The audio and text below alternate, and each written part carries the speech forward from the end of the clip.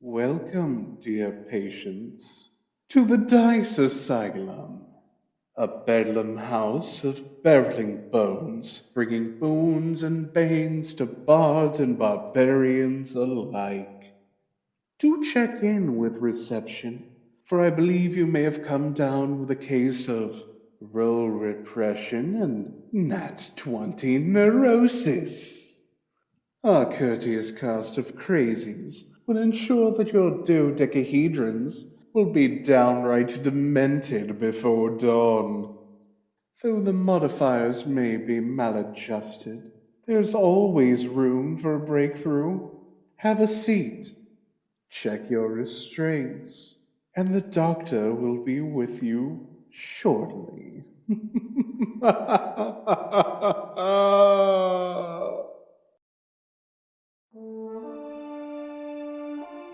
Marek, you have been at this Pazak table for the better part of 2 hours.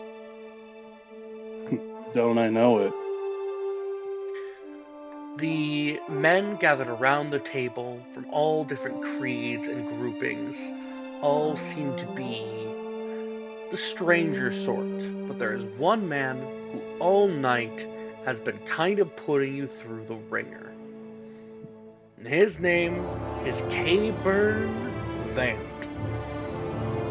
He's a smuggler from Corellia, and he has been relentless this game. Every time you've turned around, he's had some ace up his sleeve. It doesn't matter when, it doesn't matter where, but there is something about his gameplay, and you're not sure if he's cheating or not. Because while pretty much every hand that he folds on, you win, you're just kind of a better player than most of the chumps here. When he doesn't fold, every time he's got something. So, I would like to know, how's Marek taking this? What's going through Marek's head as this is going on tonight? Well, either this guy's got some incredible luck, or this ravenous Minox probably got a little bit of force in him too.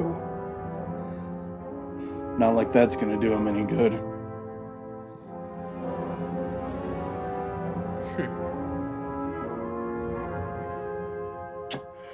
Why don't you just roll me a force die?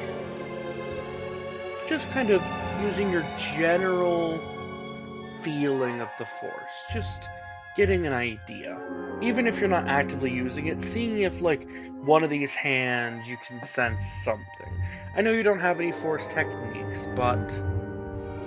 Okay, so that force die you rolled there, rolled with 2 dark on it. So unless you want to pull on the dark side a little bit and risk some conflict, for right now, you probably aren't sensing anything. You know what? I'm down in the dumps. It's only gonna get uglier before it gets prettier, right? True enough. Do you want to take one of those points of conflict then? I'll flip one. Okay. So, you're going to take a point of conflict onto your sheet, because as you are focusing in that moment on the force, you feel something drag against you. And in that moment, you refocus and realize that every time the dealer is handling the deck, and every time people are getting their hands, every single time that all the cards are out on the table, you'll see him raise 2 fingers up, and something on the table moves. Even if it is across the table from him, something moves, and that seems to be when he makes his decisions. You sneaky little Minot. And Of course, I'm thinking that to myself. Yeah, makes sense. Um, but it's on this same pass that Cameron will call it, Oi, Dev!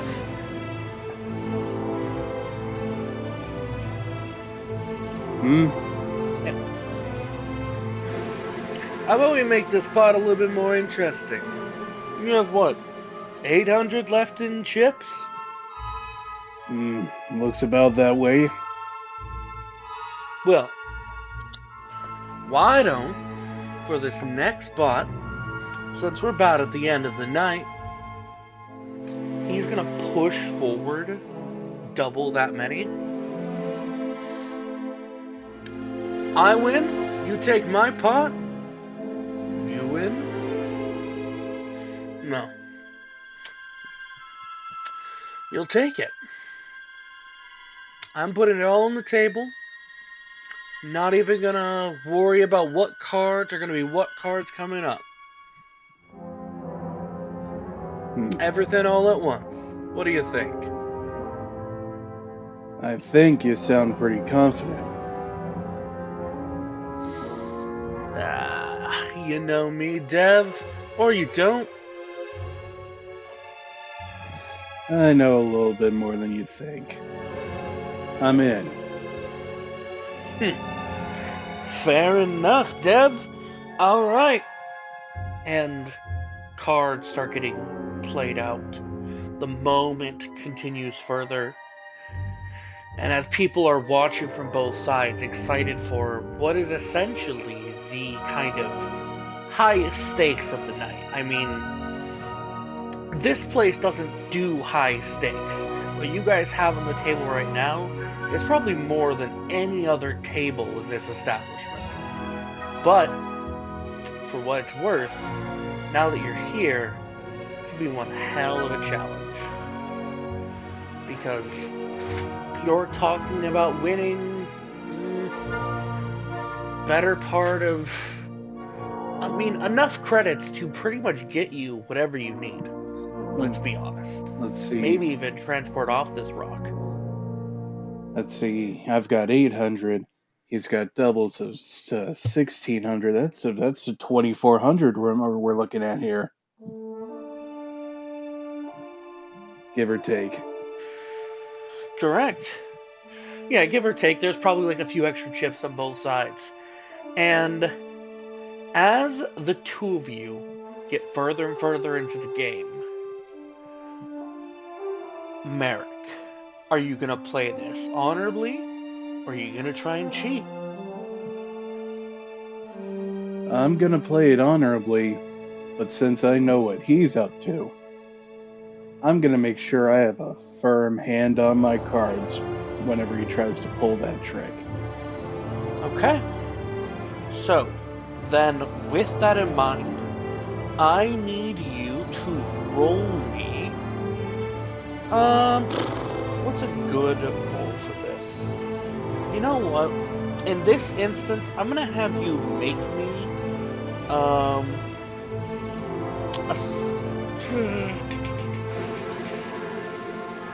we'll make a skullduggery roll. I think that's fair enough. It's not deception, it's skullduggery. But in this instance, it's gonna be kind of standing in for you keeping a poker face. Or a Pazak face, I suppose, is the right word. Alright. Now, when you are rolling that, you're going to be rolling with 3 purple dice instead of 2 purple dice. It's at difficulty 3. Alright, difficulty 3. Okay. So, on your dice, you got a total of 2 successes, 2 advantage, 2 threat, and 1 failure. Meaning you ended up with a total of 1 success. So, looking at the table and kind of realizing what you got ahead of you, you are throwing all you got into this. Everything you have into this kind of gambit you've been lined up for. And just at the last moment, as you have it solid, you know that you have the right cards that should win this pot. You see it happen again. Something flicks. He moves his finger just right. And once again, you feel that presence. And as you do, as the two of you reveal cards and everything is down on the table, he is pulled ahead of you by 2 points. Shame, Dev, but don't worry. I'll keep good hold of your creds. Nice and warm. I'm sure you will. He'll gather up the chips at that point, take a moment to collect his winnings and stand up. Hope there's no hard feelings. Not at all. You know what?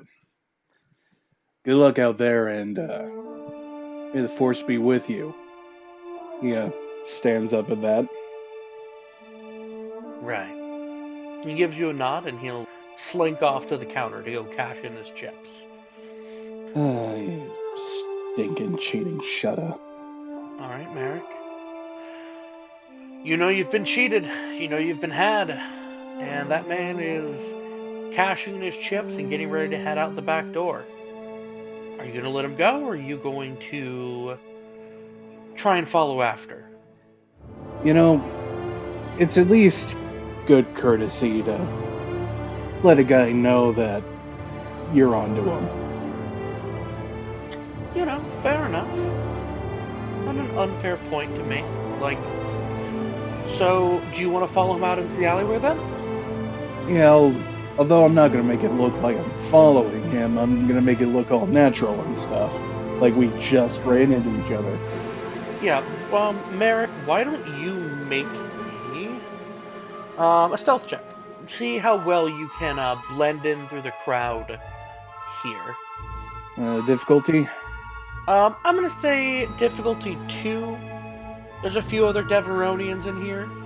Alrighty. Oh yeah. So with a total, so you rolled on a yellow, 2 green, 2 purple. You rolled a total of 4 successes and 2 failures, meaning you got 2 successes over. You blend into the crowd exceptionally well, gliding through the whole way until you eventually reach through to the back. And as you reach the back door, you'll begin to overhear a conversation. My question is, because you can't quite hear the words with the door closed, you just hear the murmur. Do you want to try and listen at the door? Do you want to walk out there? What are you doing? So I know for sure that the guy's out there, or is he still in there and I'm trying to get ahead of him? He just walked out. Hey, you know what? I'll make this look like an accident. I'll walk out. Okay. So you make your way out the door just as you see he is standing in the center of the alleyway, kind of with a hand on his hip, while 2 men, a weequay, and a large lizard-like man that you can't quite place the race of off the top of your head, but you only can't, mostly because of the fact that he is overladen with armor. But he seems to be some kind of reptilian, but definitely not a Trandoshan from your view. If you're a little bit closer, they weren't so obscured by the darkness, you might be able to get a better read on it. But as the door swings open, you hear the voice of the weequay call out, "Cavern, we gave you a chance already." "Oh, trust me. Listen, friends, I got what you need. I just need to get back to my place and it'll all be handled. That's what you told us last time. We're not having it this time. All of it, now." The reptile kind of snarls out at that point, leaning forward as he's putting a hand on his hip towards probably a blaster. And that's when you can see when he leans forward, it's a Barabel. Barabels being these kind of, like, heftier reptilians than the Trandoshans that are far more common. They are covered in tough, dark-colored keratin scales. And they're kind of they're nocturnal lizards that can see on the infrared spectrum. But he'll actually turn in that place in the alleyway towards you and snarl, I think Cayburn has a friend. Oh, I thought this was the refresher. Hold on. The lizard kind of chuckles as you go to step back, but as he goes to turn towards Cayburn, you see another figure coming down from the alleyway that only you can see. The others can't quite see them from their angle, but out of the corner of your eye, you see a heavily armored figure with a blast rifle over one shoulder and like a red and blue mask. Not a Mandalorian, but not far off from a Mandalorian either in style of gear. This looks like it's about to be a standoff out here in the alleyway. Okay, so either I've had a little bit too much Juma, or does anyone else see that fellow back there?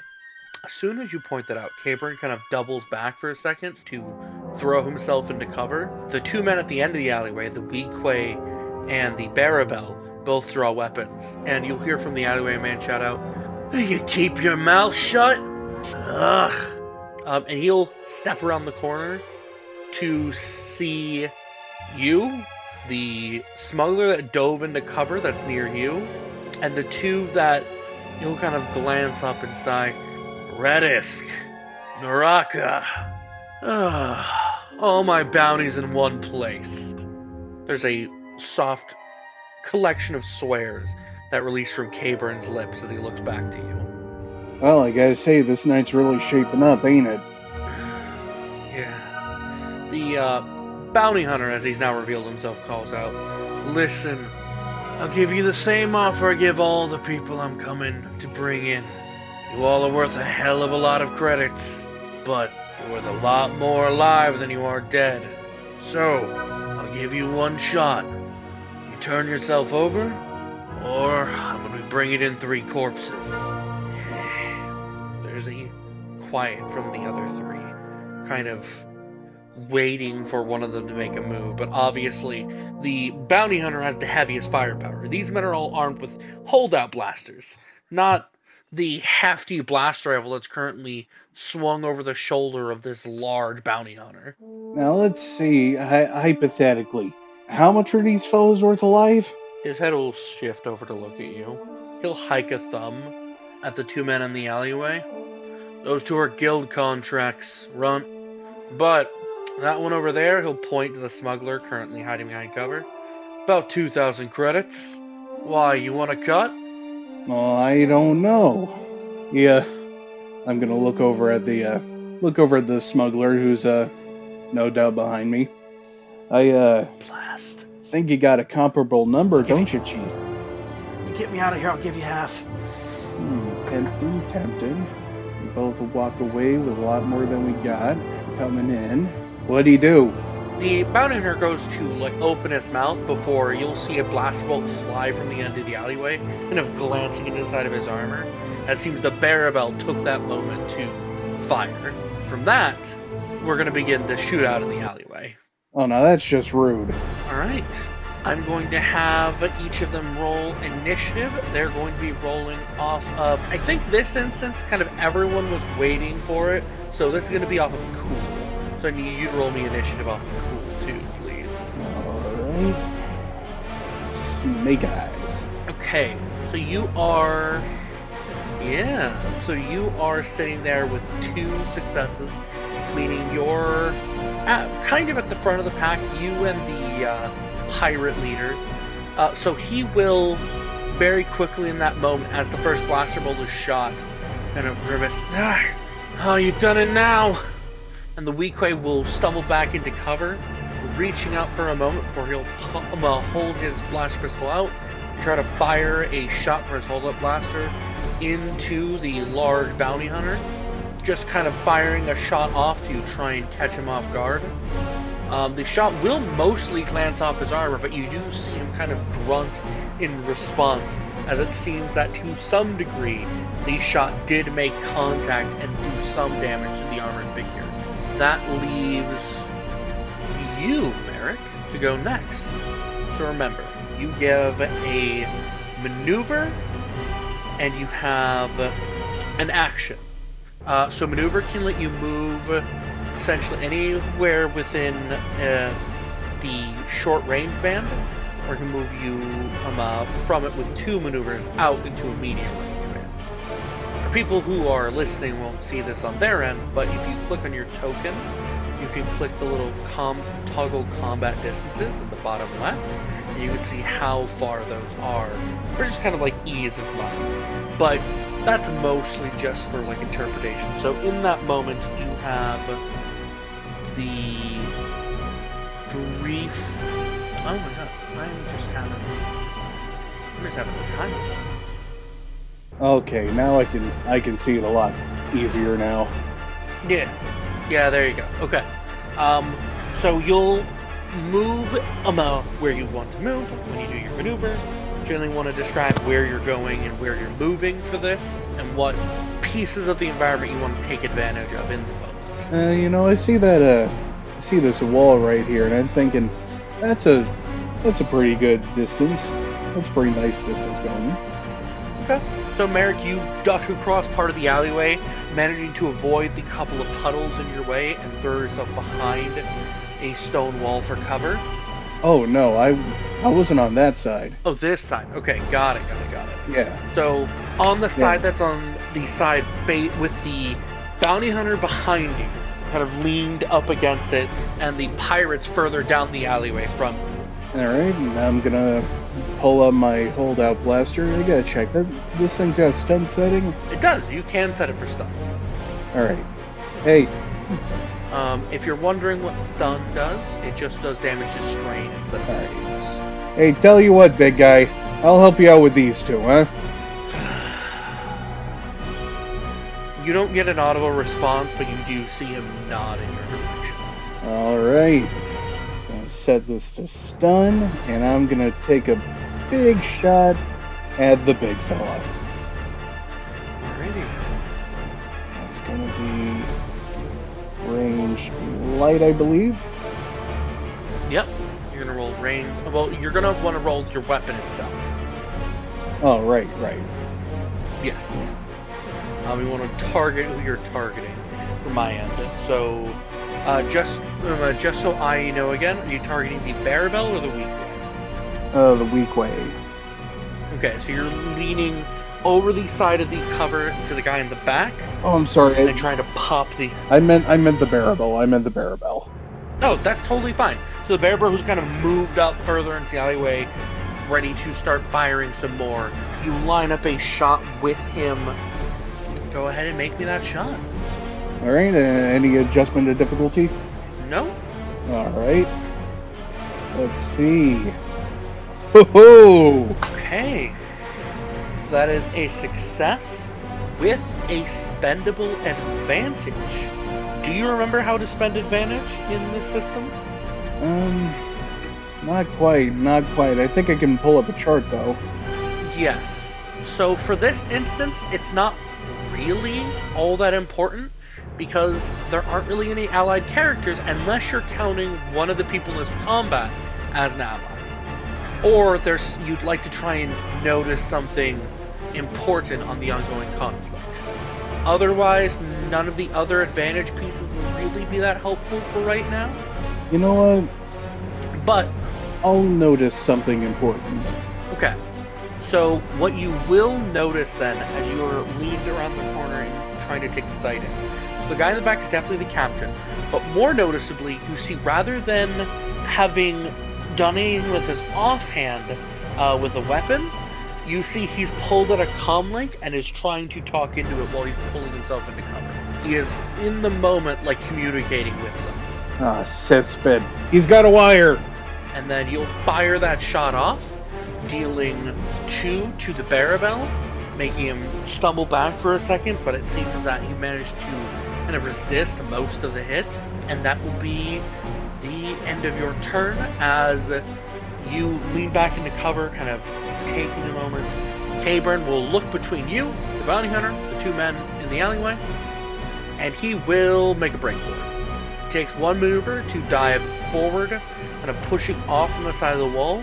He'll take a second maneuver to swing his arms over this fence, clambering over it, and running down the other alleyway, like the other side alleyway through, to try and get out of sight. The bounty hunter will kind of swear under his breath in response, as he will then step into the alleyway proper into sight of the pirates. He'll heft his blast rifle in place and point at the Barabel. Should have stayed home. And fires off a nasty shot into the Barabel. He got 3 successes and 2 threat at the end of his attack. So his opponent is going to perform a free maneuver in response to the bounty hunter's attack. He's going to dive into cover. However, that cover does not save him from the fucking hole in his shoulder. From the blasted hole in his shoulder from the hit. It is a nasty blow that deals an exceptional amount of damage and almost takes him to the ground from a single blaster shot. Finally, the Barabel, now behind cover and holding a fairly damaged arm, will lean out over the part of the cover and fire a shot back towards the bounty hunter. Ooh, okay. So he generated a success, a threat, and a triumph. He is going to use that triumph. Yeah, he's going to use that triumph for a critical.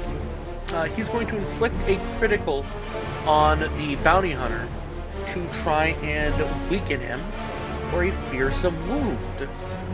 So he lines up the shot in that moment, looking for a nasty enough hit, and then as he spots an opening, he fires, letting loose a devastating bolt that gets between 2 pieces of his armor and leaves him reeling in place from the shot from the blaster pistol. The captain himself, at that point, seeing the bounty hunter slowed down by his comrade's blaster shot, will double back around the corner into the street. But now he's getting to long range at that point. So he's going to be at a pretty high difficulty as he takes a parting shot towards the bounty hunter. But he's a pretty good marksman. Even still, he is not good enough of a marksman. He fires off the shot and you hear a hiss from his blaster pistol even from this distance as he lets out a few shouts in his native tongue. Naraka, let's go! And he will quickly try to flee. Marek. Oh, I'm sorry, bud. I'm not going to give you the chance. He's going to throw one more stun bolt at the Barabel. Absolutely. Ooh. Okay. Very nice. With 3 green and 2 purple, you got a total of 2 successes and 1 threat. That is going to be enough to just barely knock out the Barabel, sending him tumbling into the alleyway with a thud, knocked unconscious.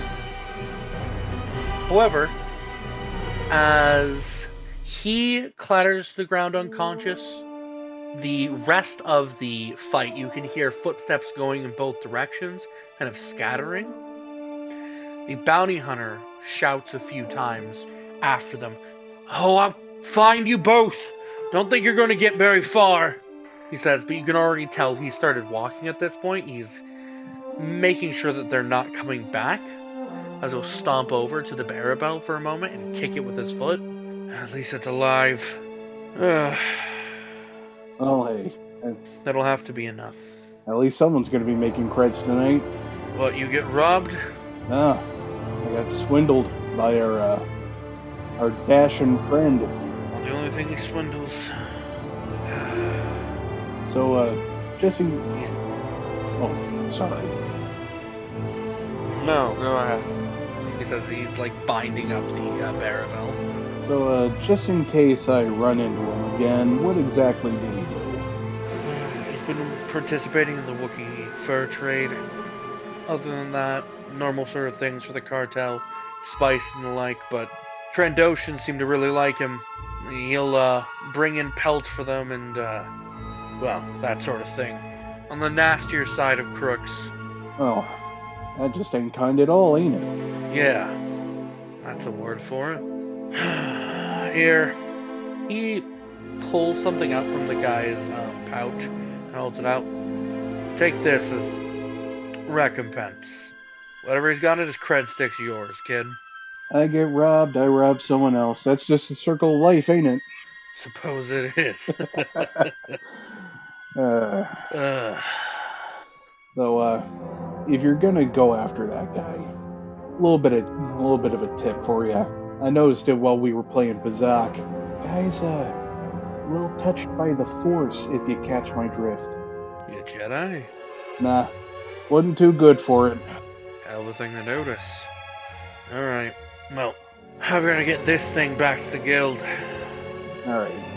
If I see something, I'll say something. What's your comm, bud? Good. Name's Paku Rant. And, here. I'll give you this. He'll, pull out a small kind of data chip and hold it out to you. Plug this into your comm link and, he'll give you my contact information. You have a comm link, right? Yeah, I got a comm link. You just call me, Zarek. Got it. As he starts to drag the man down the alleyway afterwards, once you've got information, I'm gonna check. Do you want to check what's on the cred stick? Yeah, sure. It's got 90 credits.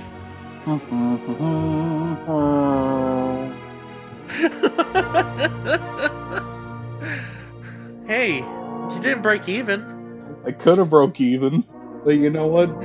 it's better than zero. Correct. That should have cleaned me out. Listen, you could have passed the test. I could have. Anyway, so we're gonna move from there just as you make your way out of the alleyway afterwards. Your, well, gambling partner gone. But 90 credits richer. Can't turn up a nose at that. Hell, you can get a meal off of that. Yep, I sure can. Not a good one, but... living the dream. Either way, though, that does mean you're gonna have enough credits to afford the train back to Ord Mantell City. Go to Ord Mantell, I thought. Have a few drinks, have a few laughs. Laugh at yourself. Oh boy, am I laughing at myself. Ord Mantell is a hell of a place, and it's a hell of a choice for a hotspot. Either way, as you begin back down the street, you know it's about a 20-minute walk to the tram from here, the rail line as it's called, and then from there it's going to be an hour back to the main city. But even from this distance, you can see some spacecraft flying in and out, just in the far distance. As you're in one of like the outlying settlements outside of Ord Mantell City proper, why don't you roll me perception? I want to see what you notice on your way back, on this long path back. I mean, this is really the only Pizak parlor that's worth anything. Actually, I shouldn't say that's worth anything. It's kind of the opposite. This is the only Pizak parlor you could afford. And, well, now you can't afford it. Yep. Difficulty? I'm going to say difficulty 3. 3 purple dice. Okay. So with a final total of 1 success and 1 advantage after the roll, you are going to notice something. About 10 minutes into your trip back to the tram, you're familiar enough with traveling and with being involved in espionage. You've got a tail. Well, that's a very unique feature for a Deveronian to have.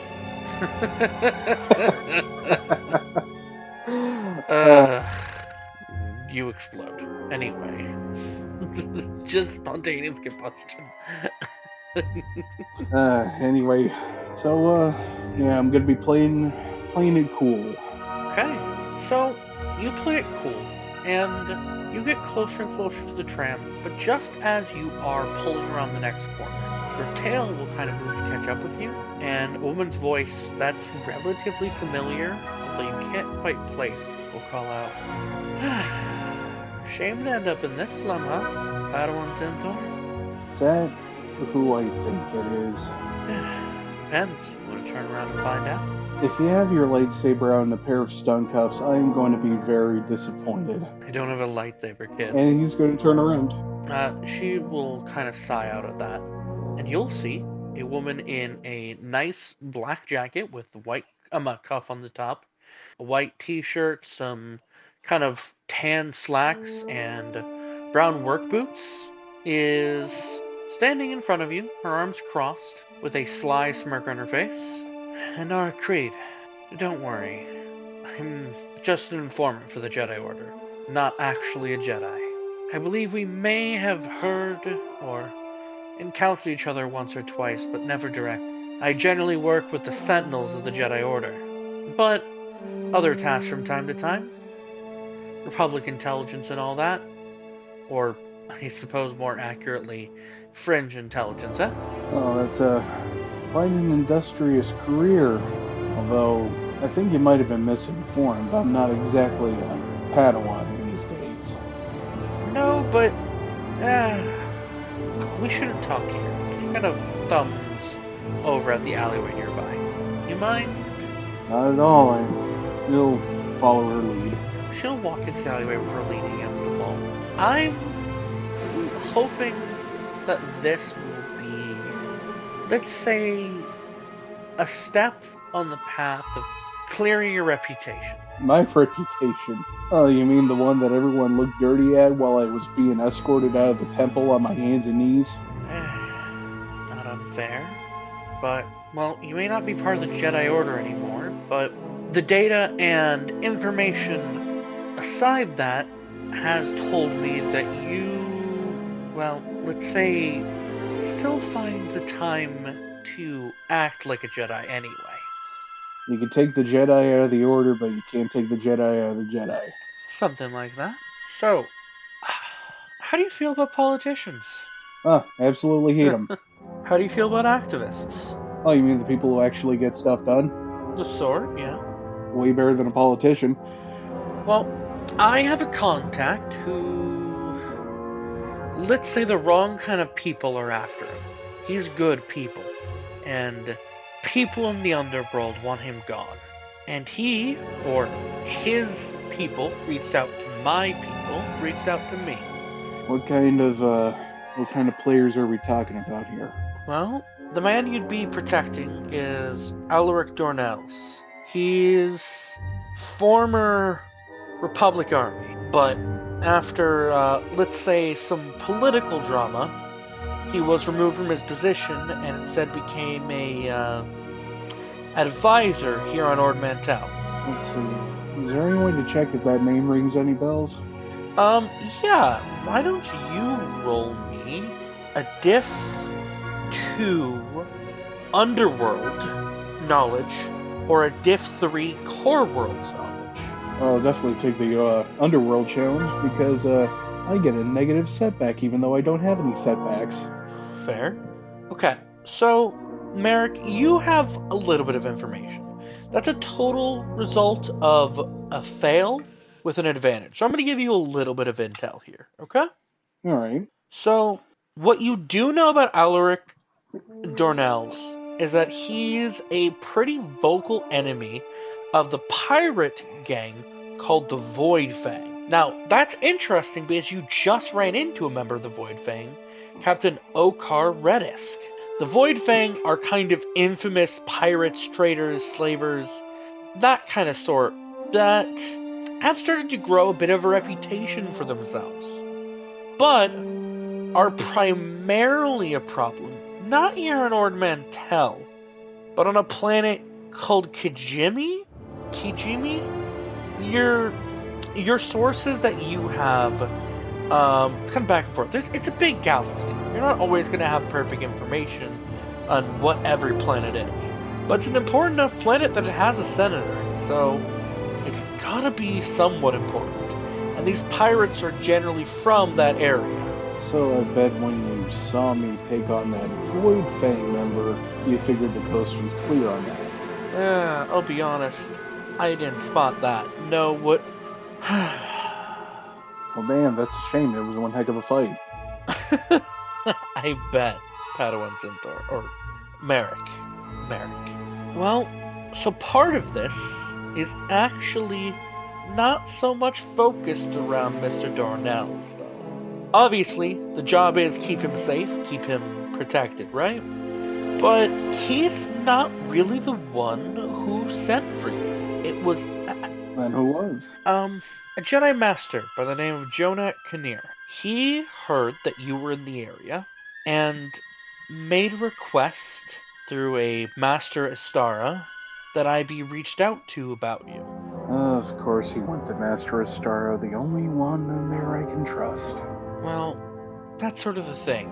Master Astara, in the meanwhile, sent me to find you because his padawan is going to be on this mission. It's her night trial, or part of her night trials. Oh, so this is a babysitting mission. It's my request. You go and you keep an eye out for her, alright? Not babysitting, just watch her back. These criminal types they're always up to something, you know? Boy, do I know it. And let's say you do well here, and maybe Master Astara can start fixing things?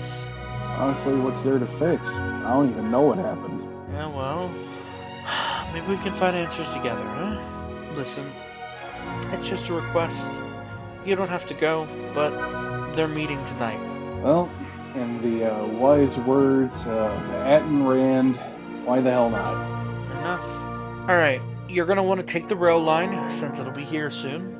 And from the rail line, you're going to meet with another informant. His name is Heron Corrigan. He's a Pantoran from the Republic Intelligence Service. Meet with him, make contact, and he'll give you where the meeting place is, okay? Heron Corrigan. Correct. And I will be in contact. Because unless you change your comlink code, I still have it. You know, I was probably too drunk to even notice that might have been a good idea. Also, don't tell her, but this is kind of her last chance to make it to knighthood.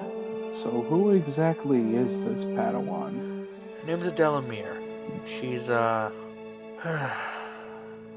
she's got a bit of a past.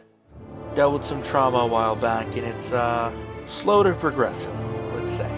She's older than you by 2 years. Well, I'm not even gonna ask. Don't worry about it. At this point, I gotta help her. Master Star was sure you'd feel that way. Alright. Then I will be in contact soon. And Heron Corrigan. for the rail line, she'll pull out a card and hold it out to you. This will get you on the rail line for free. Oh, by the Force, thank you. I thought I was going to have to balance between that or eating tonight. Alright, thank you so much. I'll get done what needs to get done. Good to hear.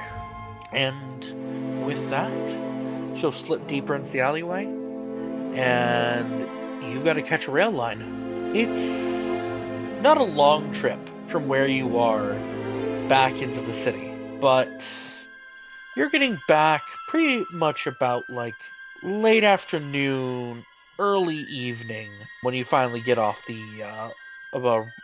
railway. And almost immediately, as soon as you disembark, you see a older Pantoran man waiting for you. He's got well-groomed hair, a well-groomed beard, gold tattoos on his face, and golden eyes. He's leaning against a nearby wall with a long duster on full display, waiting for someone. Marek is going to walk up to the guy, but not look like he's walking up to the guy, if you catch my meaning. Yeah, I understand. You walk up to the man. He leans back a little bit more. Walk with me. He'll kind of turn at his heel and start down the street. I'll walk with him. So, Miss Creed tells me you are a bit of a investigator of some sort. I'm a bit of a problem solver. Some people call me a nose sticker. Someone called me a son of a hut, but that's beside the point. Fair enough. Alric's my friend. He's a damn good friend. He's a damn good man. Galaxy would be a lot darker place without him. He unites people, brings them together, shows them a better way forward, and people want him dead. Not just any people. He has his hands in his duster as you two walk. Good many people. People who are afraid of him. Afraid of what he's gonna do. How he's gonna do it. That sort of thing. He needs a ship, he needs to get off planet, and he needs some time to figure out who's all after his head. About a week ago now, he had 2 assassination attempts on him in the same 10 minutes. Yeah, that's a serious problem. Now, we can trace them back to some criminal syndicates, but we can't quite trace them directly to anyone specific. The only information we can really get is that I'm pretty sure they're connected to Senator Ichihara of Kijimi and Governor Kosen of Ord Mantell City. I assume you understand why that's a big deal? Well, I can see the Kijimi connection, considering that I just ran into troublesome boy fangs. Yeah, they've been sniffing around recently. And, well, Alaric himself, let's say, was a pretty good candidate a few years back for planetary governor, or even some talk about senator of Ord Mantell. I'm working on getting a ship, but problem is the ship we're currently looking at getting is, well, taking its sweet time getting into port, let's say. Were you trying to figure out the source of the delay? Tried to, could not make contact. Starting to look for a second solution, but we were kind of hoping for something a little bit heavier weight. We don't want to put him on like a small freighter. We want to put him on, a frigate. Something nice, heavy, can transport a bunch of people. He can use as a sort of mobile command base once the time comes. Something of the sort, but, well, don't know how realistic that is now. Got a few people in mind. Some people that I've made contact with, some people that are hopefully going to be able to work this out. But there's kind of a blank period that I need intel on. And that's where I come in. Yeah. So, Miss Creed brought a Jedi along board.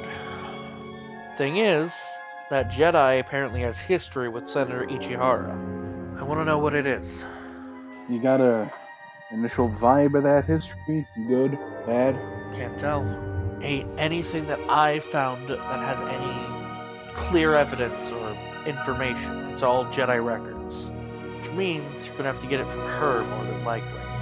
Listen, everyone who's going on this gig is going to get paid a cut of whatever ends up happening, other credits and like. You give me this information, and I can give you a little bit extra off the top. Early. I want to know why the Jedi sent her specifically when our prime suspect is Senator Ichihara. Alright, so I gotta figure out the link between Senator Ichihara and... I'm sorry, my brain's slipping up. What was the name of the Jedi again? Padawan Delamere is what I was told. Right, Padawan Mir. Sorry, I hear Jedi and I immediately think, oh, fully trained. Alright. Fair enough. I can't blame you for it. Don't think I've ever met a Padawan. Well, if it makes you feel better, you're looking at a failure. Huh. You used to be a Jedi? It's a long story. Long story short, I was framed. No one looked into it. You bet. Got kicked out onto my ion engine, and I've been coasting along to this day, but I'm not the important one here. Sorry, didn't mean to give you my whole life story. Alright. Alright. Don't worry. But yeah, I can do this for you. No problem. And if there is a problem, I'll solve it right away. Alright. Stay in contact. I'll contact you first, but then from there, figure it out. You got it. Good luck, kid. May the Force be with you. He will turn around and head back down the street, and as the two of you separate from that point, you will feel something very light in your hand that was not there before. I realize my friend was an expert at palming. He'll turn his hand over. And you will see a card that says the Silver Savior Cantina and has an address on it. I hope they have some of the strong stuff. That Bazak parlor was more water than Juma, I swear. Is the cantina your next destination then? Yep. Okay. From there you head down the street, round the corner, and it takes you about 20-30 minutes. I'd say closer to 30 minutes before you will arrive at the Silver Savior Cantina. It's not far from the railway, but it's far enough. It is a beautiful cantina from the outside. It looks stunning, and on the inside it is covered in colorful characters all about it. You make your way through the front door, welcomed in by the people playing and the people there, and almost immediately the woman behind the bar, this tall, Twi'lek woman, will wave you over. "Be with you in a moment, dear." She'll call out to you before she moves over, and she's tending to some other people's drinks right now. You see a few colorful characters scattered throughout. Why don't you roll in perception as you settle in? You can, of course, respond to the woman if you'd like, but you can also leave it until she's closer to you to say anything to her. I sure appreciate it. She gives you a slight smile before she goes back to tending to some large, four-armed alien who needs 2 drinks rather than just 1. Standard difficulty? Yep. Okay. With a total of 2 advantage and no successes by the end, you won't notice anyone particularly interesting, besides for 2 faces. One, you've seen earlier today, the face of the smuggler that robbed you blind at the gambling table, Cabern Vant, who has seemed to make his way here, leaned over the counter, drowning his sorrows. And behind you, you see a protocol droid with a large, kind of cone-shaped head, and a woman with purple skin currently talking to someone in a side room. You can't quite make out any of the conversation from this distance. But noticeably, you're just the right position where you can see the little bulge in her clothing where a lightsaber is being held. I think you found your girl. And with that noticed in this moment, you're kind of settled into the cantina. I think that is where we're going to call your session and pick up next time, seeing what lead you follow up on first.